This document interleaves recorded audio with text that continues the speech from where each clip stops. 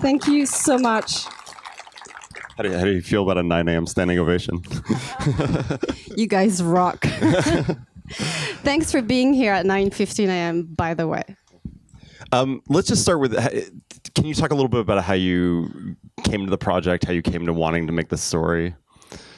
I was looking for a new idea for my next movie in 2015, and I read. I'm a little bit moved.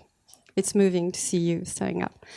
And I read a few articles about the Yazidi women's battalion, the Girls of the Sun, in the English press. And I just got really, really struck by the image of women who had been captured and then escaped and then became fighters. And it sort of gave me a surge of vitality and enthusiasm. I was like, this is insane. And if that makes me feel that way, I think it can do the same thing for a lot of people. And their story is so incredible that it needs to be told. So I started doing some research. I did 2 years of research. And I interviewed a lot of the captives. I interviewed a lot of the fighters, a lot of war reporters. And, now there is a movie about that. I know you took great lengths to make sure the cast, like everything is culturally accurate, but were there cultural barriers and complications along the way, kind of working with the French side of the team? It was a very complex team to put together. We shot in Georgia. Our heads of departments were French. The actors were Kurdish and Georgian. I'm French. The one thing that made me feel very safe and secure about the whole process was that I'm bicultural.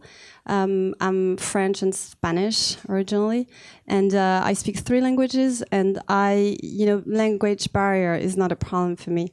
And it's just about doing research and doing your homework and being aware that the other person in front of you doesn't have the same cultural references. So sometimes we had a few funny moments, like the Georgian team, which was mainly composed of men who would not answer to the line producer, who was that tall, a woman and blonde. And we had to bring in the Georgian producer, who's this big guy. And he was like, oh, come on, guys, please just stop being stupid. And she was like, yes, okay, can we go now? So just like these little things where you feel you're making, you're shifting the lines even by doing the work. Those guys at the end, we just loved one another, and I think we were all crying, at the end of the shooting. 10 people from my team got a sun tattooed on their arms. It was a very powerful, emotional journey. Well, I'm going to open it up to the audience. Does anybody have any questions? Right here. So the question was, can you explain how you shot the huge city battle scenes? Oh, wow. That's a very, very long answer that's required here. To make it short, you don't see much. You think you've seen a lot. But it's all about making you think as an audience that it's much bigger than what it is, because it was so small. We had so little money. We made it for under 4 million euros, which is not much. So basically, we just played on how the brain works. You put a lot of your money in one shot that establishes the surrounding, and then you take the same very short street and you film all the angles, and makes you think it's a city. We had one street, So I just love your question. Thank you. It makes me think it worked. Sure, I'm a magician. That's how. That's what we do. Movie making is magic. Right here. Merci. So the question is, how did you find the lead actress who played Bahar? Okay, That's a valid question. She's an international star, especially in the Middle East. She's done 47 movies, and she's got 4 million followers on Instagram.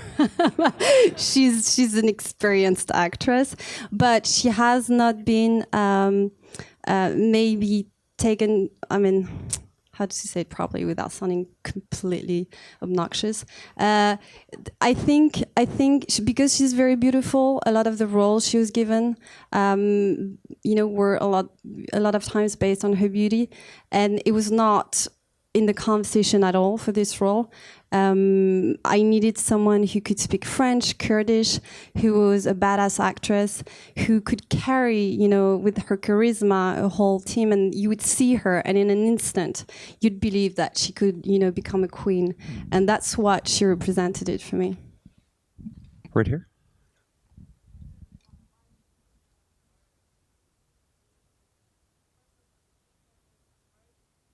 Oh, right.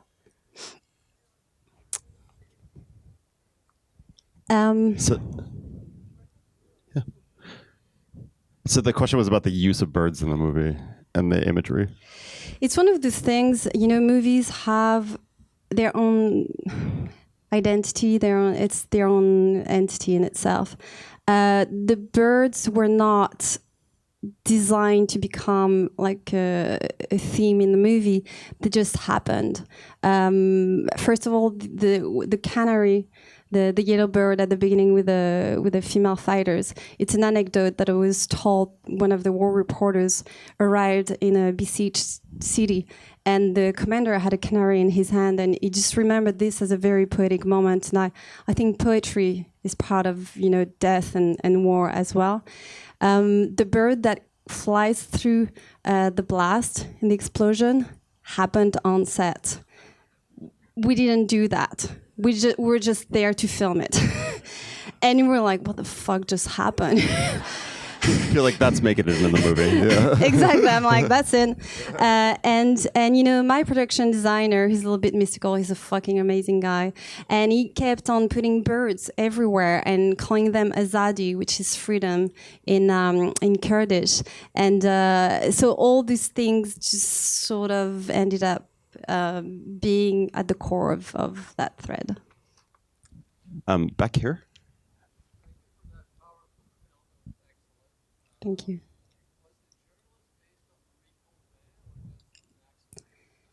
Oh no, that's no accident, sir.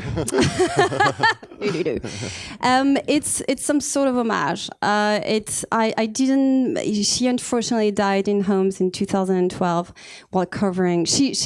What Mathilde says at some point about letting the world know about Syria. Mary Colvin and her photographer colleague are responsible for that.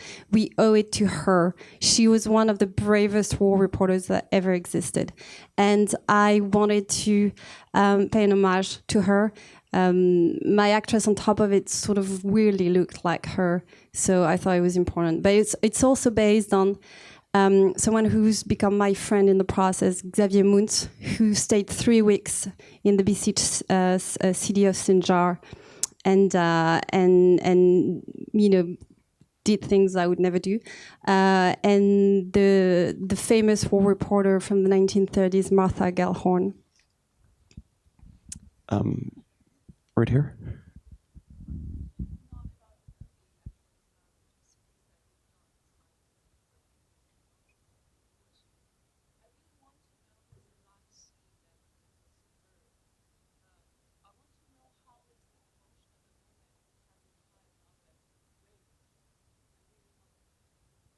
So the question was about what you learned through your research about the emotion of a woman who has a child that's a product of rape.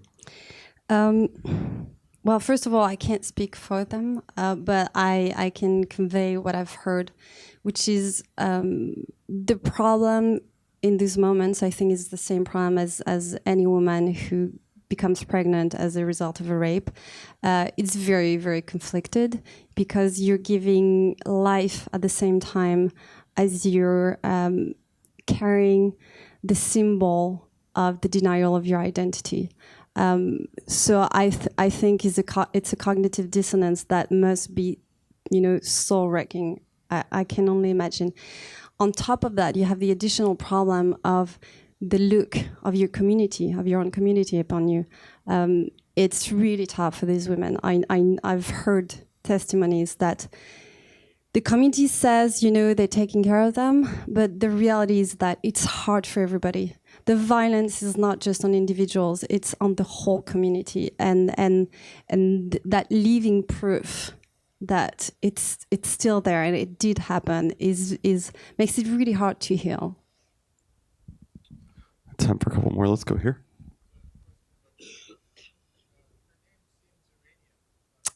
Yeah, it's completely Iranian. To the what? The question is if she's related to Asghar Farhadi. No. Who are you asking? It's Farahani and Farahadi. It's not the same name, but she's Iranian and she had to flee Iran over 10 years ago because of her political stand and the fact that she basically appeared naked on the cover of a French magazine, and it caused such an uproar in Iran that she can't go back there. Over here. So the question is, do you know where the fighters are now? Probably in Syria, because it's still going on. Sinjar has become the place that inspired the movie, has become a very complex place, and the situation is a little bit sad, to be honest with you. What happened was that the Kurdish fighters, you saw in the movie there were 3 Kurdish factions, the official army, who's represented by General Zirek. You have the what's in real life is the YPG, like the Syrian forces, who were the first ones, especially the women, to open a corridor in 2014. They saved over 50,000 people in 12 hours, which is insane. And you have the Yazidi fighters. The Yazidi fighters have probably settled back in Sinjar. The YPG, I think the forces are back in Syria.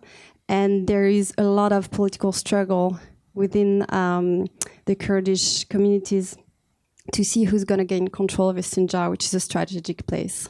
So it's just not really going well at the moment. Right here in the back.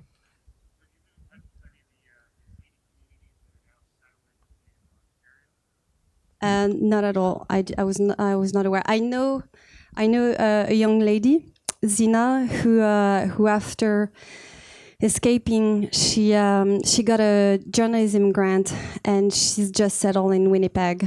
And we met about 5 months ago. So I know they're sort of thriving. I know Canada has been a land of shelter, which is a beautiful thing.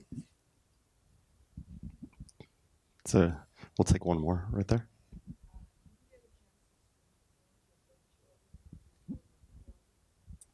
We're going to do that in France, when we get back. The question for the rest of the room is, did you? Yeah, it's okay. Did you get a chance to screen the film for a Kurdish audience or a Yazidi audience? I just answered that question. I just wanted to make sure they knew. Well, okay. Listen, I want to thank you so much for coming. I want to say something. Yeah, say, please. Sorry. I just want to say that the initial reason, why we made the movie, obviously, was to raise awareness about, the journey of these women. And unfortunately, about a little bit less than half of them are still there. So it's still a relevant story. And I really wish I could say otherwise. But, if you guys are interested, do a little bit of research. And if you feel like helping them and helping the community, just, please do so, because it's a tragedy. So thank you. And thank you for coming and bringing the film to us. Thank you so much.